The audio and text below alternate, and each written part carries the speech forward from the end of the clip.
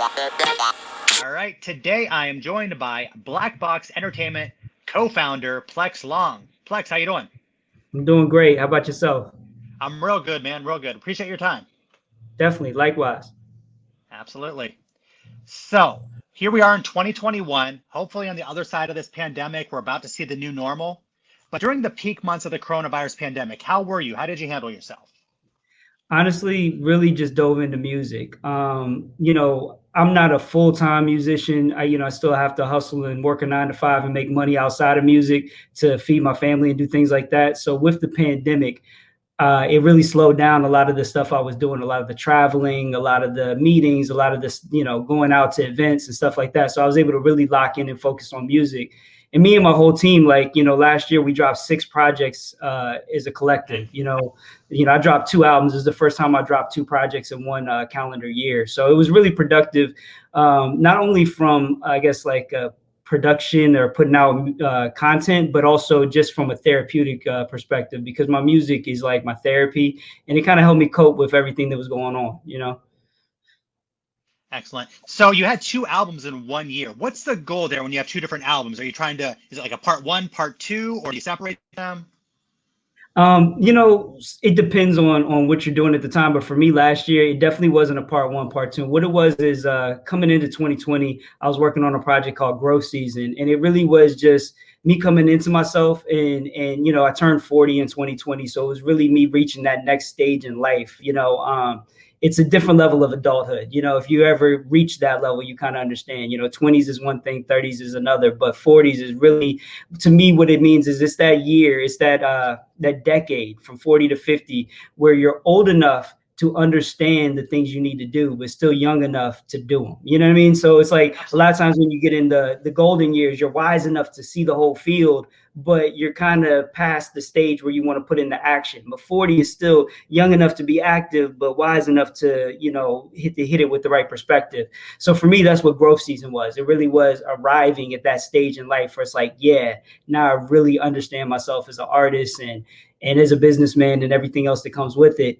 And then the second album was called 2020 Vision. And that really was just like a reflection album on that year. Like 2020 was a year like no other in my lifetime, my parents' lifetimes, so for at least for the last 100 years, this is a one of a kind type of year. So I really just wanted to kind of make a time capsule of sorts, like back when you're in school, you bury the time capsule and you say you're going to dig it up, decades later.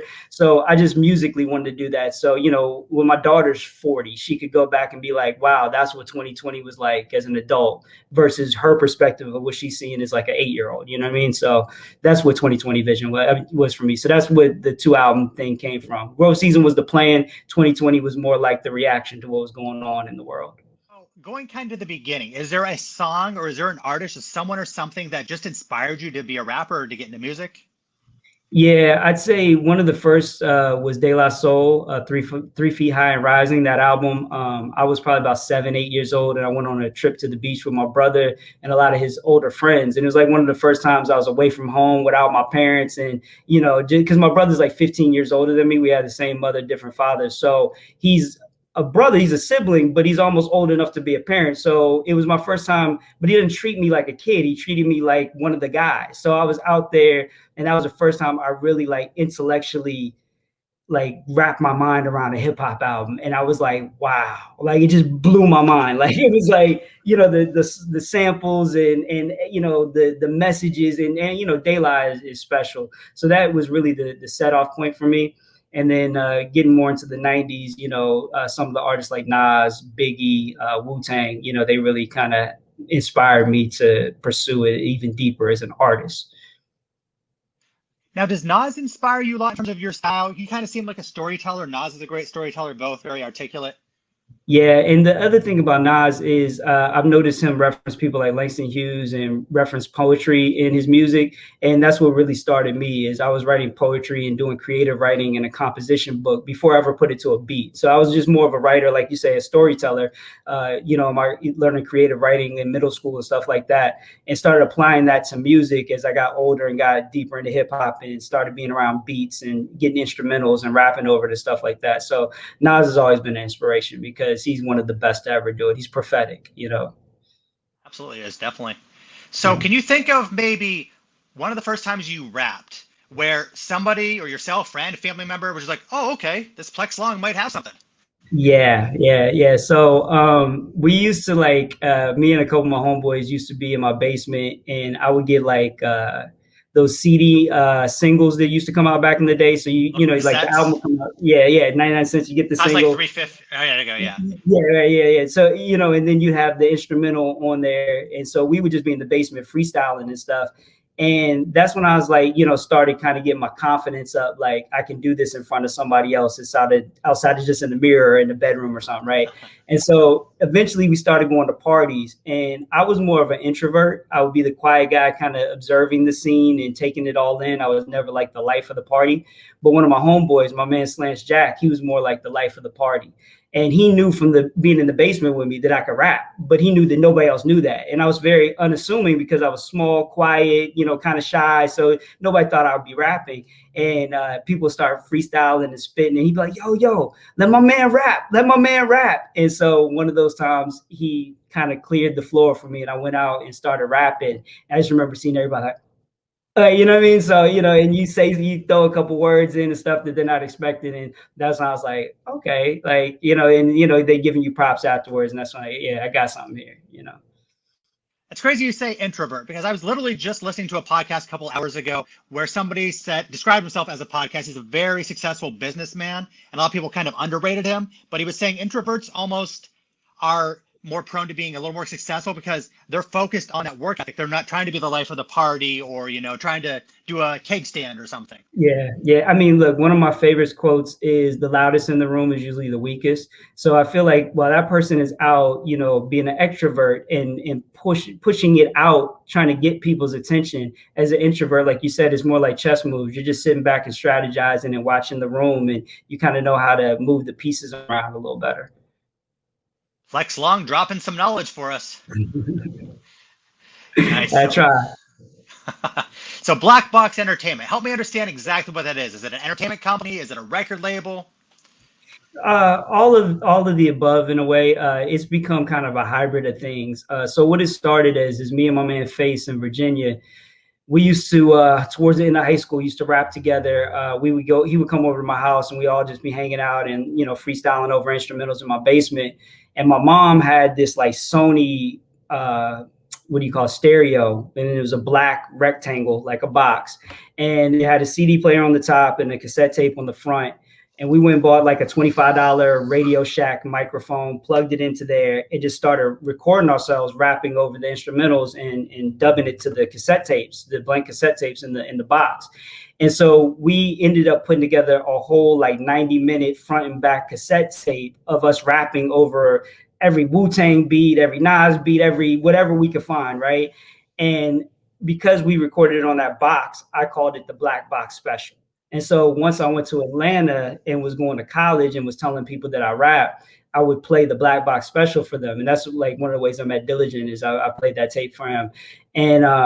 And so when we decided to make a label and start putting our music out, we decided to call it Black Box because that was the roots, you know.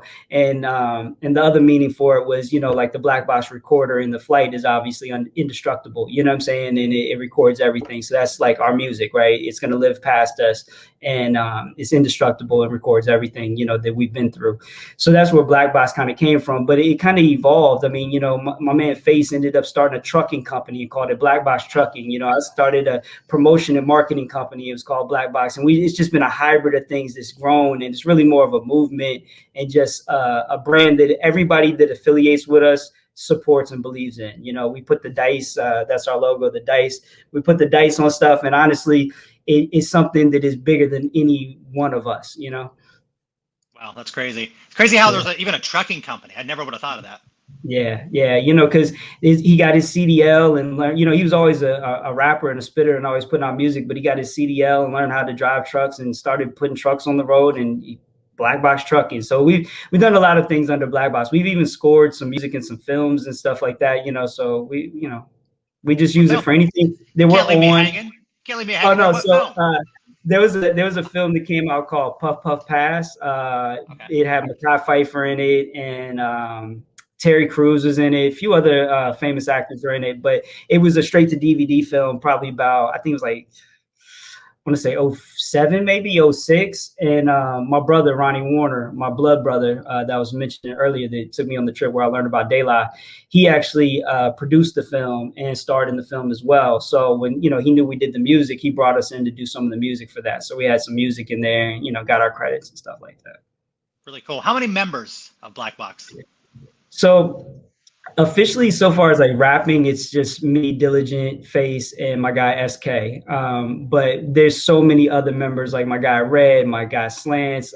All the Divine Sons have kind of become kind of like honorary members of Black Box. It's like everybody that affiliates with us. We used to throw shows in Virginia back in the early 2000s, and be 50, 60 people out there with Black Box t-shirts on. Like, it just became a movement of its own. So we continue to stamp it on everything we do. Say somebody from another record label, it doesn't have to be, Rockefeller, but a mid-level record label, something along those lines. They want to do an album with you. Do you have creative control to accept that, or do you have to talk as a cohesive unit before you would accept? No, I definitely, we all, and that's the unique thing. We try to form it like Wu-Tang, where we're one collective, but everybody has their own creative control to go separately and do their own thing. Wu-Tang was signed to Loud as a group, but then each individual member could do their own solo deal with whatever label they wanted.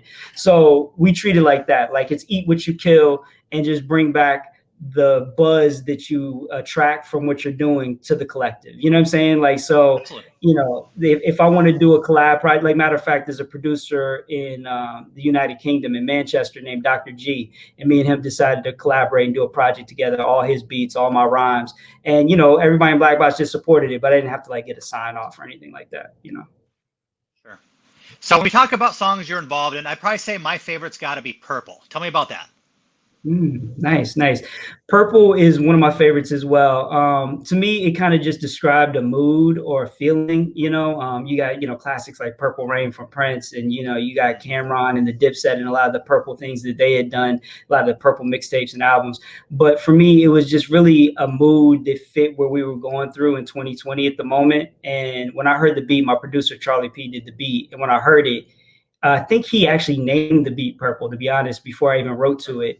And I just felt purple energy from it. And I don't know if I can put articulately into words what that means, but it's a vibe. It's like, like the Purple Heart, you get it for surviving after you got injured. So you go through the pain, but you made it through. It's like, it's not like the bright, heroic red. It's not like the somber blue or the dark black, but it's like a glow where you've been through some stuff, but you're still surviving and moving through. That's kind of the way I look at Purple. And the song came together that way. I wrote my verse and then sent it to the Hunch Punch Champ, who's another member of Divine Sons, and he dropped a verse on it. And then I was like, yo, we need a dope hook for this. So I sent it to my man, Real Lewis, and he just listened to it and he just knew exactly what to say, because the hooks, it was the perfect summation of everything that I wanted the song to mean and everything I felt about the song. So he really just nailed it without me even telling him what to write. He just went there. Our guy Cage mixed and mastered it, and it definitely is one of my favorites. Excellent. So one of your lyrics, it is what it is, but it ain't what it was. What does that mean? So, all right. So like, it is what it is what it is. Like c'est la vie. Like we accept it is what it is. Today is today. We were dealt the hand, the circumstances that we're dealt with, but it's not what it was. Like, you had that nostalgic feel like back in the day, like it was this thing, it is what it is. It ain't what it is though. You know what I'm saying? Like, we accept it and we're okay with it. We're celebrating, we're proud. We're going to be positive about where we are, but it still ain't what it was though. You know what I mean? So, yeah. So it's like I don't know, it was the word, like, it's like the, not regret, but it's like the feeling of, man, like it could have been something that it didn't end up being, but we're still cool with what it is. You know what I mean? Still pushing forward. Yeah. So you also did a song working with Cujo on One Blood. Tell me about that. Yeah, that was a special moment. That was a long time ago when we recorded that. I don't remember the exact year. I'd say early 2000s, somewhere between 02 and 04 maybe. And, Diligent was like, yo, we should get Cujo on the song. He plugged it. I think he mentioned it in a previous interview with you about plugging with Cujo to get him on that song.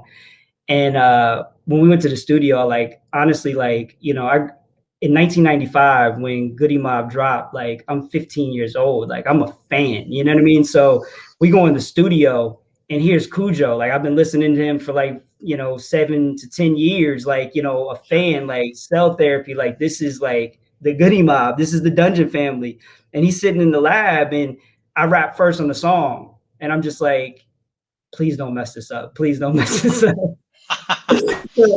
I have my verse memorized and everything. You know, sometimes I can't memorize my verses. Like sometimes at this point, I write so often that I just go on the booth with my phone and just rap off the phone. But at that time, it's like really important to me to memorize it. And I went in the booth, and I just remember it was a dark studio. It was a studio called Hindu that was owned by Alan Henderson, that used to play for the Hawks back in the day. I think he played for the Pacers and some other teams too.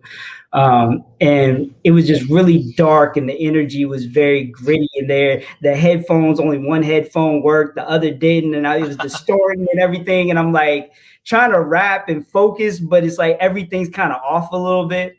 But I was just like, you know what? Like, you got one shot. It's almost like Eminem and 8 Mile. Like, if you got one chance to do what you want to do, you know, what are you going to do with it? So I just went in, and I remember coming out of the booth, like, you know, you never know how people are going to react. You know, like, Yeah. oh my God, yo, you killed it. And Cujo's like, yo, fam. Like, he just gave me like the solid nod, like, yeah, you got it. You got it. And I was like, okay, I'm good. I'm solid. Like, yeah. So that was fun though. But that song was a powerful record that we did for one of Diligence projects back in the day. Excellent. Yeah, shout out to the Goody Mob. I remember the first time I heard Cell Therapy, that beat, just the opening beat. I'm like, I don't know what the hell this is, but I know I like it. Yeah, don't Yeah, like it's yeah. so good. So another one of your favorite groups is Wu-Tang Clan, right? Yes. Do you have a favorite Wu-Tang member that you can say? It could be Shaheem, it could be Killer Priest, it could be outside members. No, I love everybody in Wu Tang. I just love, like, it's like a gumbo, right? You know, so if you take one ingredient away, it's not going to be the same dish. But if I had to pick one, I'd have to say Ghostface, just because he has the most extensive catalog and the Yes, passion he rhymes with. He has a more high pitched voice, which I do when I rhyme too. So I just kind of identify with him in a way. I mean, Only Built for Cuban Links is my favorite album though from Wu Tang. So I know that's Raekwon's album, but Ghostface of course. pretty much is almost like a duet. You know what I'm saying, with the way It's all Ghost is over it, all. yeah. Yeah. So, but Ghost is, if I had to pick one, I'd say Ghost. Definitely. I'd probably go with Inspector Deck. They're all incredible, like you said. Just I always liked his cadence. He was again a very articulate guy. I don't know, it stuck out to me for some reason. Yeah, I would say like when you break it down to like the fundamentals of rhyming, Deck is probably the best rapper in the crew. You know what I'm saying? Like cadence, bars, song structure, like he's like probably the best rapper. But to me, Ghostface has the best catalog. Like Sure. Iron Man, I mean, whew, love Ghost. So what is your go-to Wu-Tang Clan song?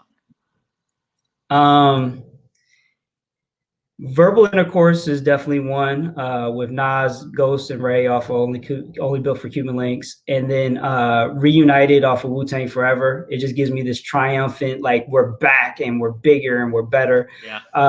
Bells of War off of Wu Tang Forever as well. That's a record that I've written many rhymes to. Like, I just listen to the beat and just rhyme to it. I just love the pocket of that song. Definitely. I'd probably go, if it's not Ice Cream, I'm probably going It's Yours. Just as soon as I hear the beat, I get pumped up. I want to run a marathon or do 100 push-ups or something.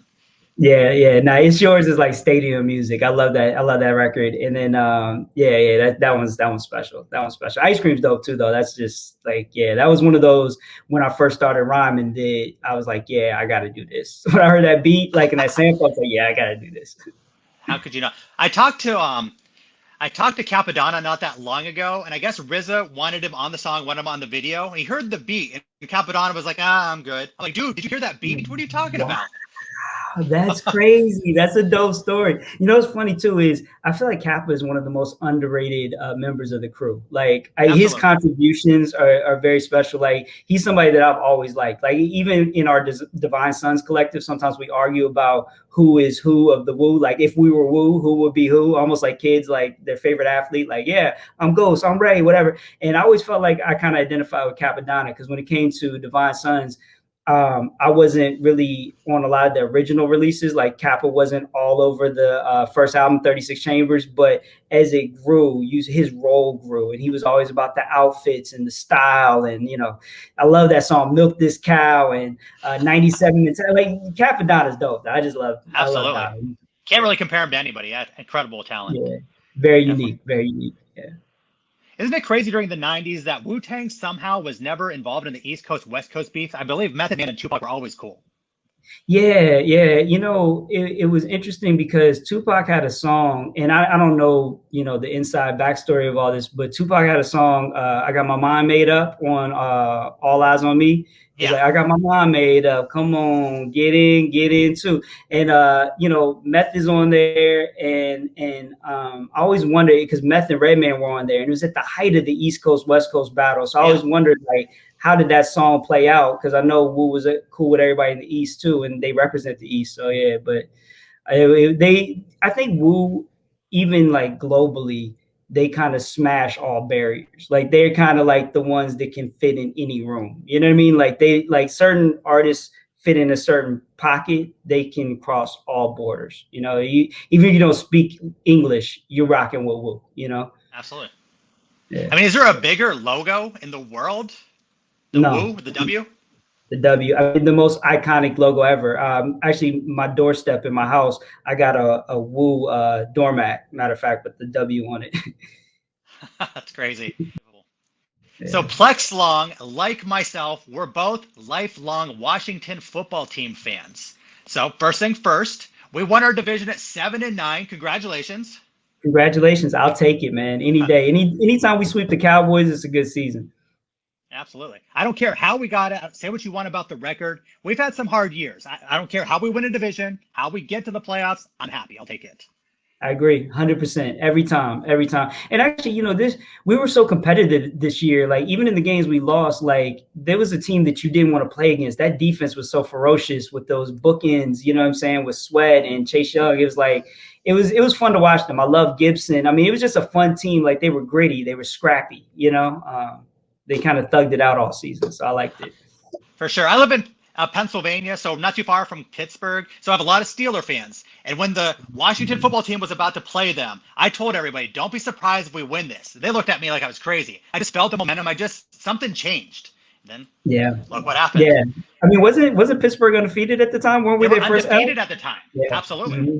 Yeah. And it just the fact that with COVID and everything that the game got moved to a Monday, so it became like a primetime game, even though it wasn't supposed to be. It was a really special game. And I remember that night I had to do a conference call, so I missed like most of the second half. I'm taping it because I'm going to watch it later, and my text message just starts blowing up like, "Oh my God, we did it!" from all the Skins fans. I mean, sorry, Washington football team fans, and then all the like Pittsburgh fans are like, "Man, I bet you think you're this and that." Everybody was just so tight about that one. But it was a good moment. It was a good moment. Well, Plex Long, before I let you go, how can fans keep up with you? Anything else you'd like to promote? Yeah, you can find me on all digital streaming platforms, whether it's Apple or Amazon or Spotify, Tidal, whatever. Just look up Plex Long, PLEXLONG. You can find me on Instagram at Plex Long BBE like Black Box Entertainment, Plex Long BBE on Instagram. I'm at Plex Long on Twitter. Don't really use Twitter too heavy. And I'm Plex Long on Facebook. If you want to look me up and friend me on Facebook, I do friend my fans. I've had people from Australia to Tennessee to California hit me on Facebook like, "Yo, I heard your music on Pandora and liked it." And we build and we become friends, outside of just the music aspect of it. So that's pretty much it. I mean, promotion wise, check out Divine Sons. DIVINESUNS. That's a group that I'm a part of, kind of like our Wu-Tang. I'm a part of that group. It's a group that was formed in Morehouse College, where me and Diligent attended college, who's a rapper that you've interviewed many times. So look up Divine Sons. We're on all streaming platforms. We have a YouTube channel, Divine Sons Music. We have actually a YouTube channel for Black Box too, Black Box DMV for like DC, Maryland, Virginia. So Black Box, it's youtube.com/blackbox DMV. So you can look up our music videos there and see the video for Purple, which we talked about earlier. Excellent. Plex Long, thank you so much for your time. Thank you, Nick. Hey, man, and hail to the Washington football team. Absolutely. Thank you, my friend. Right. My man.